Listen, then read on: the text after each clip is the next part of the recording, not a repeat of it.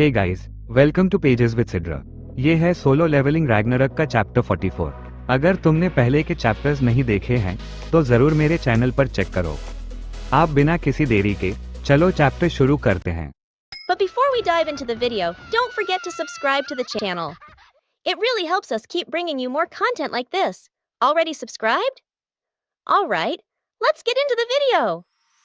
Chapter की शुरुआत होती है और सोहो डंजन्स की छत की तरफ देख रहा होता है। उसकी आंखें झट से बड़ी हो जाती हैं जब वो अपने सामने का नजारा देखता है, बेहद दूर तक फैली हुई अनेक टॉर्चेस।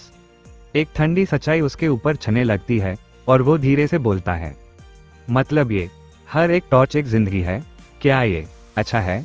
एक पसीना उसके चेहरे से टपकता है जब वो इस सिचुएशन पर सोचता है। लेकिन तभी एक और सोच उसके दिमाग में आती है, यहाँ लेवल अप होने का कोई तरीका नहीं है।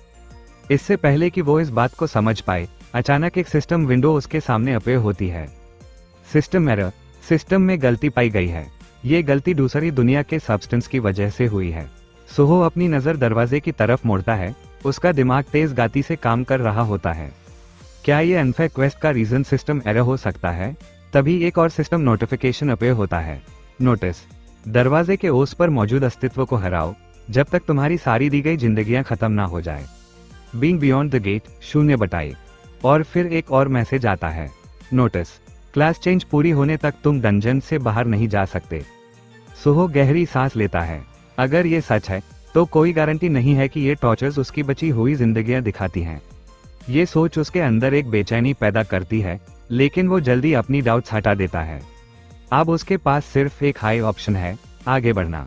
मैं यहाँ हार नहीं मान सकता। ये सोचकर सोहो दरवाजे की तरफ कदम बढ़ता है। उसकी आंखों में एक नया डिटर्मिनेशन चमक रहा होता है। वो धीरे से बोलता है, मुझे आगे बढ़ना ही होगा। चलते हुए वो अपने आसपास के डंजन के एनवायरनमेंट को ऑब्जर्व करता है। अनोखे रास्ते, एक बॉस रूम गेट जो अचानक सामने आ गया था। उसके इंस्टिंक्ट्स कह रहे होते हैं कि यहाँ और भी बॉस रूम्स होंगे जो उसने अब तक नहीं देखे हैं। लेकिन सबसे बड़ा प्रॉब्लम ये है, मुझे पता ही नहीं है कि ये डंजन कितना बड़ा है। फिर भी वो खुद को समझाता है, उसके पास वक्त है। अगर वो ध्यान से खोजे तो उस डंजन से निकलने का रास्ता ढूंढ सकता है। तभी एक अजीब सी फीलिंग उस पर छने लगती है। उसके सेंसर्स तेज हो जाते हैं और वो वही रुक जाता है। कोई प्रेजेंस यहाँ था। एक पाल के बाद एक छोटी सी फिगर उसके सामने दिखाई देती है, एक गुड़िया जो हवा में तैर रही होती है। सोहो अपनी आंखें टीक कर उस फिगर पर ध्यान लगाता है, लेकिन जैसे ही वो करीब आती है उसका सांस अटक जाता है। वो एक बच्चा है, एक बच्चा जो बिल्कुल उसके जैसे दिख रहा है, उसका बचपन का रूप, जब वो सिर्फ 2 या 3 साल का था। छोटा सोहो हवा में तैर रहा होता है और उसके खिलौने उसके आसपास घूम रहे होते हैं। तभी वो बच्चा अपनी नजर उठाता है और सीधा सोहो की तरफ देखता है, और बिना किसी वार्निंग के वो जोर से चीखने लगता है, क्या उसके खिलौने ने मेरा पैर उड़ा दिया? छोटा सोहो अब भी हवा में तैर रहा था, बिल्कुल बिना हिले।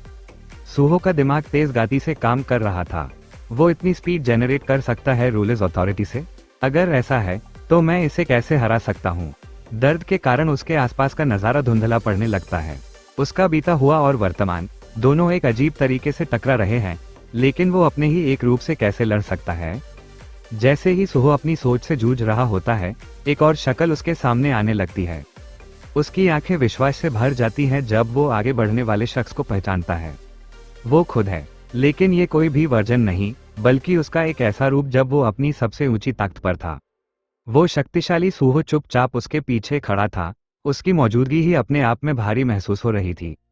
दूसरी तरफ वर्तमान सोहो का ध्यान अब भी अपने छोटी उम्र वाले रूप पर था, जो सामने हवा में तैर रहा था। धीरे धीरे उसके अंदर एक अजीब सी घबराहट फैलने लगी। धीरे से उसने अपना सिर मोड़ा और उसका सांस अटक गया। ये नहीं हो सकता। इससे पहले कि वो रिएक्ट कर सके, उसका शक्तिशाली बीता हुआ रूप एक तेज और भयंकर किक उसके तरफ फेंकता है। इम्पैक्ट इतना जबरदस्त था कि सोहो को कुछ समझने का भी वक्त नहीं मिला और सब कुछ अंधेरे में चला गया। और तभी वो दोबारा जी उठता है। हल्का सा हिचकिचाता हुआ वो वापस डंजन में होता है, अपने सिर को पकड़कर गुस्से से सांस ले रहा होता है। एक गहरी सांस लेते हुए वो धीरे से बोलता है, फ्यू, यह अनफेयर है कि बॉसेस कॉरिडोर में आजादी से घूम सकते हैं। ये पूरा सिस्टम उसके खिलाफ जा रहा था। ये कैसी डिफिकल्टी है? क्या दाद ने भी यही क्लास चेंज क्वेस्ट फेस किया था? पर फ्रस्ट्रेशन के बावजूद सोहो अपनी मुट्ठी कास लेता है। तभी उसके दिमाग में एक रियलाइजेशन आती है, जो टॉर्चर्स उसने पहले देखी थी वही उसकी एक्स्ट्रा लाइफ्स थी। लेकिन अगर मैं वापस जी उठा हूँ, इसका मतलब वही टॉर्चर्स मेरी जिंदगियां हैं। अब उसका दिमाग और फोकस्ड हो गया। जब तक मेरा क्लियर कंडीशन एक रूम के अंदर किसी बीइंग को हराना है। पर इससे पहले कि वो अपनी सोच पूरी कर पाता, उसका बीता हुआ रूप एक और वार करता है, इस बार उसके शरीर को फाड़ते हुए। साथ ही छोटा सुहो, प्रेजेंट सुहो का हाथ अजीब तरीके से घुमाता है और एक अनबेरेबल दर्द की लहर उसके पूरे शरीर में फैल जाती है और सुहो दोबारा मर जाता है।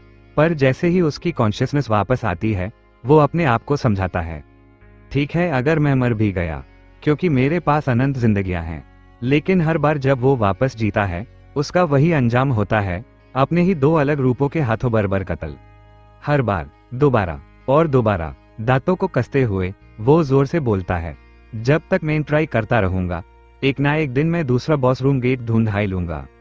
लेकिन तभी एक और अंधेरा ख्याल उसके दिमाग में आता है, पर अगर सिस्टम एरर की वजह से कोई दूसरा बॉस रूम गेट है ही नहीं, तो एकदम घुटन वाली सच्चाई सामने आने लगती है। अनंत जिंदगियां और दुश्मन जिन्हें मैं हारा नहीं सकता। ये जगह जिसमें कोई लेवल अप होने का तरीका नहीं, क्या ये सिर्फ एक नरक नहीं है? उसका दिमाग एक याद की तरफ वापस जाता है, एक पाल जब उसने एक हिम्मत भरा वादा किया था, अगर मुझे मजबूत बनना ही है तो मुझे सबसे ताकतवर बनना होगा। अब ये वादा एक बेड़ी बन गया था, जो उससे मजबूर कर रहा था कि वो कुछ करे। साल डैम इट। लेकिन निराशा में डूबने के बजाय सोहो अपने दांतों को कास कर एक फैसला लेता है। अगर ये डंजन वाकई एक ऐसी भूल भुलैया है जिसमें कोई सीधा रास्ता नहीं है, तो वो खुद अपना रास्ता बनाएगा। अपने ही खून का इस्तेमाल करके वो डंजन के फर्श पर एक मैप बनाना शुरू करता है। हाँ, मैं हर बार मरने के बाद जो रास्ता चला उसका निशान बनाऊंगा। जो कुछ भी हो सके मैं करूंगा। इसके बीच सिटी का सीन बदलता है। बड़े बड़े भीड़ स्क्रीन्स के आसपास जमा है, जिसमें ब्रेकिंग न्यूज दिखाई जा रही है। एक गंभीर न्यूज एंकर रिपोर्ट करता है, हंटर्स एसोसिएशन ने officially Hunter stimulant star powder के उपयोग पर प्रतिबंध लगा दिया है। यह स्टिम्युलेंट हंटर्स के बीच बिना किसी नुकसान के एक ताकत बढ़ाने वाले बूस्टर की तरह मशहूर था। लेकिन अब यह सामने आया है कि कुछ हंटर्स ने इसे लेने के बाद अपनी यादें खो दी हैं। इस वजह से उन सभी हंटर्स की जांच की जा रही है जिन्होंने स्टार पाउडर का उपयोग किया था।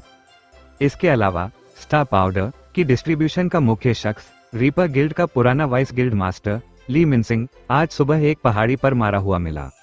एक हाइकर ने उसकी लाश देखी और पुलिस को सूचित किया।